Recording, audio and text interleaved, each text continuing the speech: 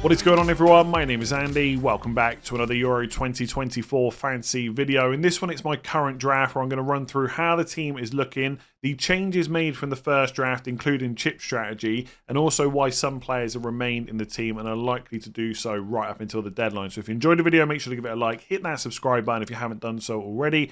Let's get into it. Let's start with the defensive players first of all, and I've put this draft together building towards a chip strategy of Limitless in Matchday 3 and Wildcard in the quarterfinals, just in case there's any upsets in the round of 16, because you only get 3 transfers from the round of 16 to the quarterfinals. So if a couple of teams go out that we're not expecting, a wildcard lets you deal with that pretty easily and avoids having to take points hits and stuff like that. For what it's worth, any chip strategy is viable. Lots of good managers will use both chips in the group stages. I may well end up doing that as well. But I think Limitless Matchday 3 to deal with any rotation in that final game of the groups is also a pretty decent strategy. And any team that I put together for Matchday 1, the majority of the players you're going to pick are also pretty good for Matchday 2, as I'll discuss as we go through.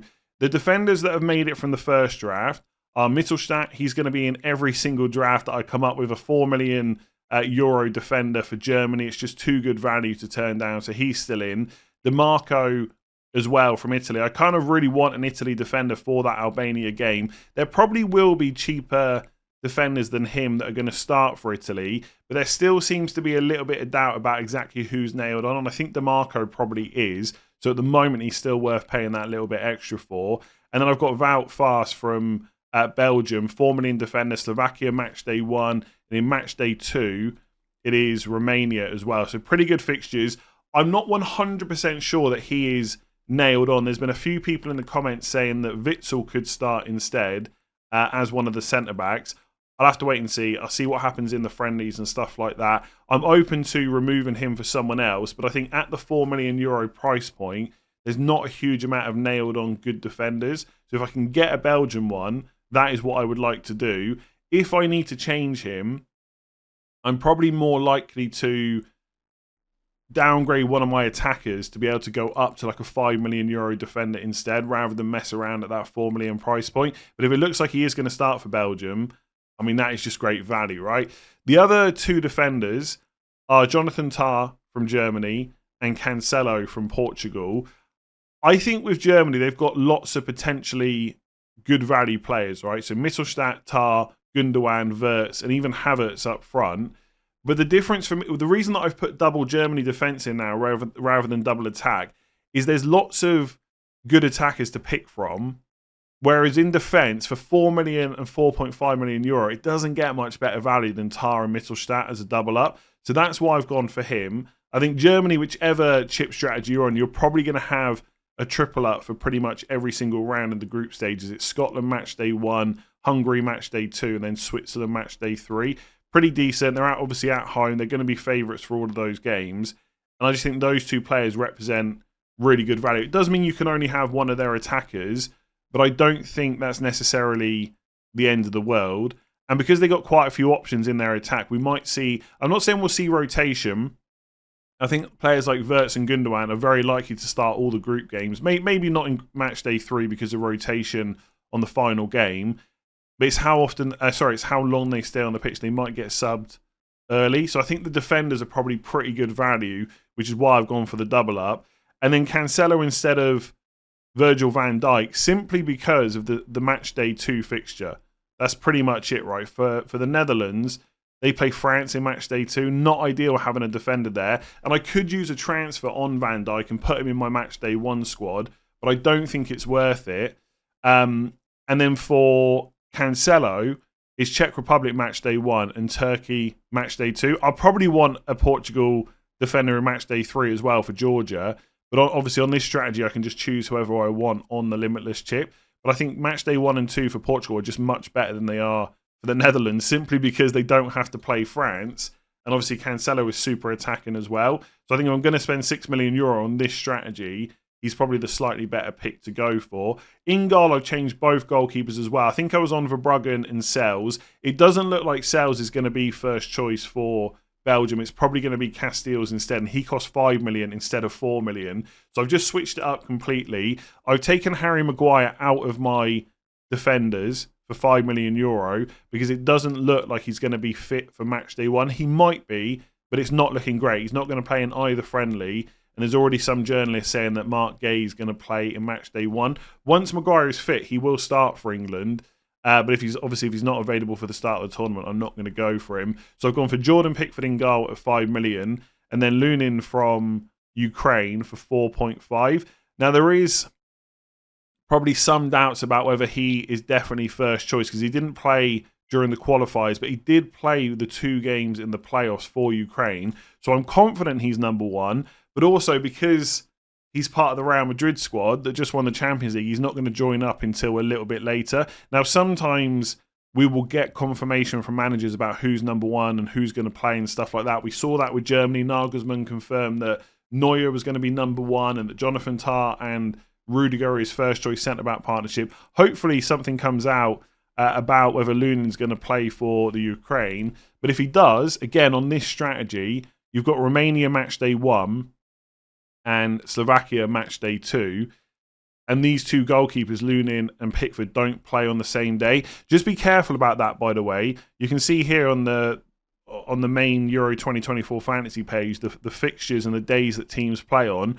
If you're going for a strategy where you're not using a chip in match day 2, you want to make sure your 2 goalkeepers are not playing the same day in match day 1 or 2, right? Because you're able to substitute players. I've seen some people put out squads where they've got players that play on the same day and they're just going to pick one, but that's not really how to play this game. So in match day 1, Pickford plays on the 16th against Serbia, and then Lunin plays against Romania on the 17th. Then hopefully, I've not double checked this, but they play on different days in match day 2. Yeah.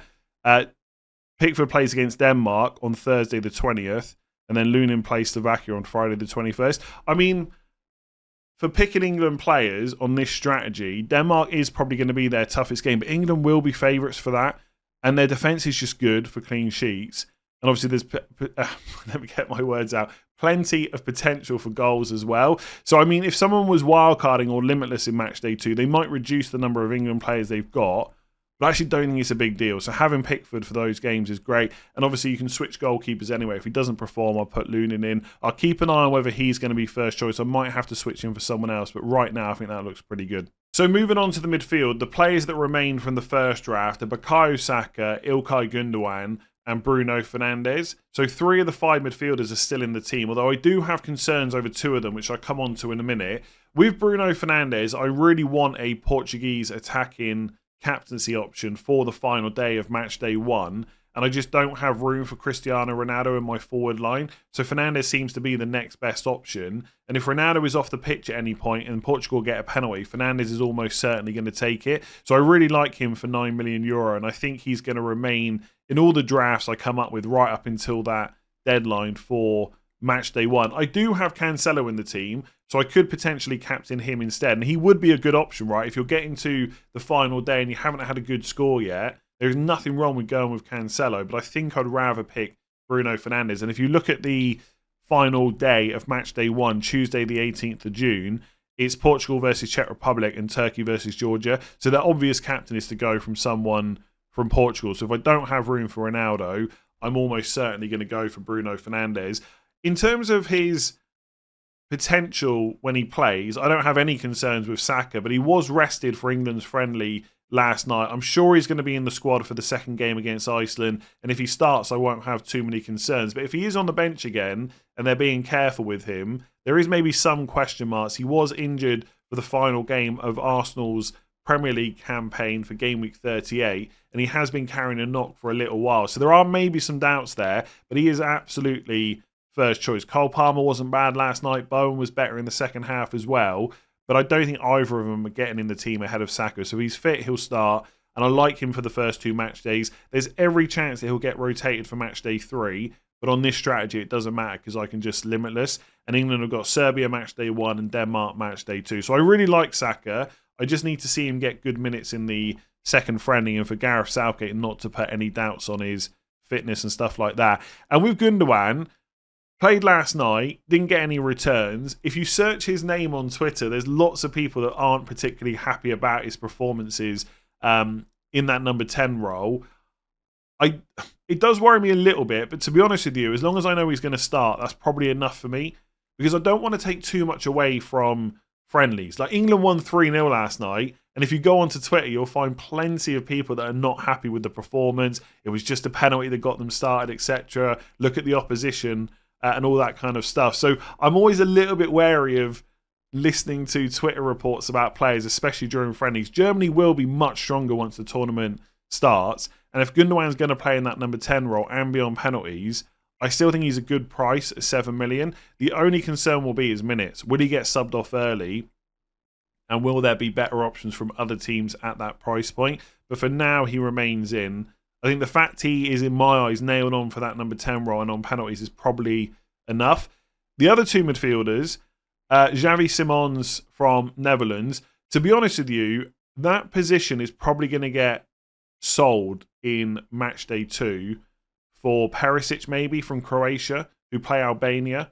So I'm going to use a transfer. So all I need is a 7 million midfielder for Matchday 1. I did have Szoboszlai from Hungary, who's playing Switzerland, who's also a good option. But Xavi Simons is pretty low owned.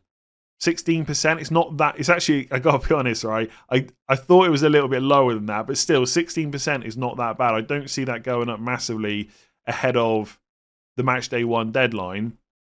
And for 7 million, I can just sell him before that France game in Matchday 2. I guess what I'm looking for is the best 7 million euro midfielder for Matchday 1. And I don't know, and I've already got Gundogan. I don't know if there's like a massive standout option. And so I kind of want to just go for someone a little bit different. Obviously, 16% isn't massive differential territory, but it's also not that bad. But if you look at the midfielders for 7 million, he's probably up there as one of the slightly better options. Like, Sané is not guaranteed to start. Barella, maybe. I don't know if he would be attacking enough. Like, I don't know. This guy, I can't pronounce his name right, but the Georgian midfielder for 7 million, who's been great in Serie A, I just don't know if I want to back too many Georgia players for that kind of price. Like, they are going to be one of the weaker teams in the tournament. I'm going to cut now. I'm going to go and learn how to say his name. So I'm back from listening many times on YouTube how to say this name. I'm still probably going to get it wrong, but something like Kvaratskhelia, 7 million euro, Georgia midfielder, plays for Napoli, right? You know who I'm talking about. I think he could be a potentially good option. I just don't know if I want to spend, like I said, that much money on a Georgian midfielder. So I probably won't go for him. I think it's more likely that if I go for the Limitless Matchday 3 setup and using a transfer on the 7 million euro midfielder for Matchday 2, I'll probably go for Xavi Simons or maybe someone like Szoboszlai from Hungary.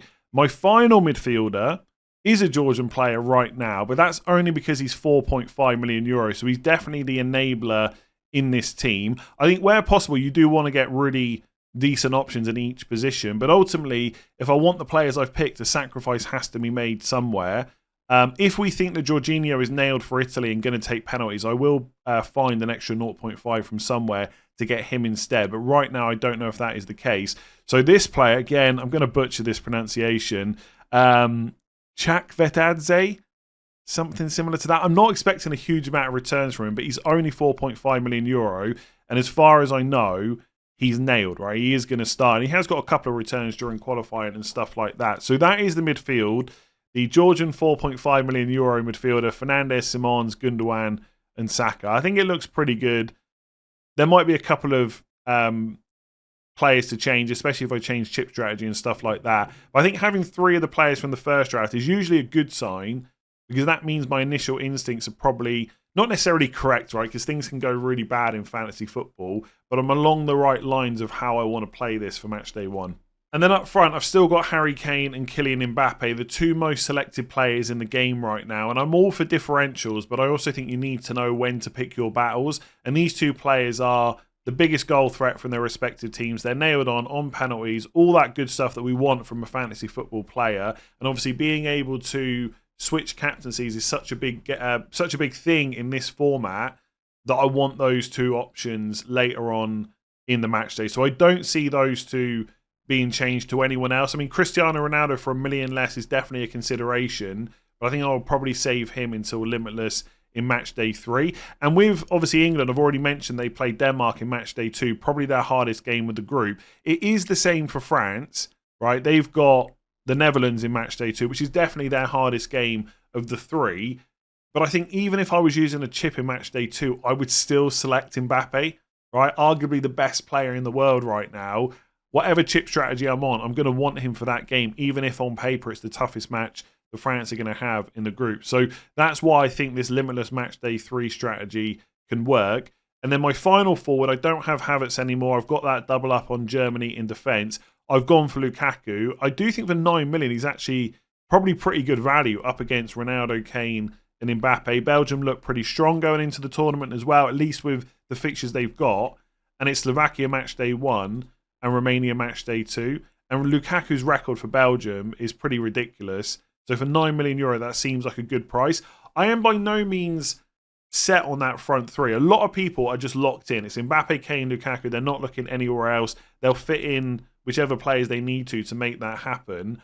I don't know if I'm so certain, because I think dropping Lukaku down to a 7.5 million forward would then give me the money to upgrade other positions, and overall that could be pretty decent. Like in match day 1, for example, I wouldn't even captain Lukaku, I don't think. Let me have a quick look here. So if I go through the match days with the players I've got in this squad, and a lot of people on the last video asked me who my captain was. Obviously, you can change it every day, right? So for the first day of match day 1, a Germany player, I'd probably go Gundogan, but honestly, because it's the first day of the tournament and you've got 4 other captains to come afterwards in match day 1, I reckon I'm going to go for Mittelstadt. So he's probably going to be my captain. Hope he gets a clean sheet and attack and return. For the second day, the only player I've got in this team is DeMarco, but I think that's okay against Albania. Great chance at a clean sheet. Hopefully he could get an attack and return on top. And obviously if it doesn't go well, I can just switch to someone else the next day. Potentially I will go back to like a Rodri against Croatia or Szoboszlai against Switzerland. But I think DeMarco I'm kind of okay with. So potentially I'm captaining 2 defenders the first 2 days. Then you've got Kane against Serbia. That's pretty obvious. Then Mbappe against Austria. So I wouldn't use Lukaku in match day 1 against Slovakia. I'd go for Mbappe instead. Then Fernandes against Czech Republic on the final day. Then in match day 2, I've not actually checked this. So again, yeah, Germany player versus Hungary. Or maybe even, if I make a transfer of Simons to Perisic, maybe even take a punt on Perisic captain against Albania. But either way, a Germany player will be there if needed. Day 2 of match day 2 will almost certainly be Kane again against Denmark. For the Friday, it's going to have to be Mbappe versus the Netherlands. And then on the final day, I've either got Lukaku against Romania or Fernandes against Turkey, and I can just decide based on how the 2 are looking from match day 1. So Lukaku is not, from a captaincy perspective, essential to my strategy because I've got someone else on every day that I'd be happy to captain. Even if I got to the final day, I really needed something, going for Bruno Fernandes is fine. Would I say that Fernandes is better than Lukaku for the final day of match day 2? Not necessarily, but I'd be more than happy if I had to captain him. So I'm not fully set on Lukaku. And I think for 7.5 million for forwards, there are a few options. If I was happy to go back to only having 1 Germany defender, I could go back to Havertz. Why is it not? Let me just put the 7.5 on. Chiesa from Italy. Dovbyk from Ukraine, Romania and Slovakia, first 2 games. I really like him, to be honest, and he's only 6% owned. Højlund for Denmark. The only issue is there he plays England match day 2, which isn't ideal for me on this strategy. Gakpo, but he plays France match day 2. So there's not necessarily a huge amount of options, but there are definitely some I like. Dovbyk, I'm probably pronouncing that wrong. I know people always say don't keep apologising, but I feel like I have to, right? I've got some of these names wrong. But yes, for Ukraine, he looks good. And I definitely like Havertz as well. And that saves you 1.5. That lets me upgrade my 4.5 million midfielder or put more money into defence, like upgrading Wout Vaes from Belgium, right? There's options there. So that's the current draft. A few changes from the first one. Don't worry, I'm not going to do constant draft videos every couple of days. The next one probably won't be until Sunday. Then we'll have team selection next week as well ahead of the deadline. And there's a few other videos planned for the next couple of days. If there's anything in particular that you want to see, let me know in the comments below. I've got a few ideas, but if there's anything in particular, I'll try and get around to it. Otherwise, thank you very much for watching the video. Give it a like if you enjoyed it. Hit that subscribe button. Rate 5 stars if you're listening on podcast. And I will catch you again soon.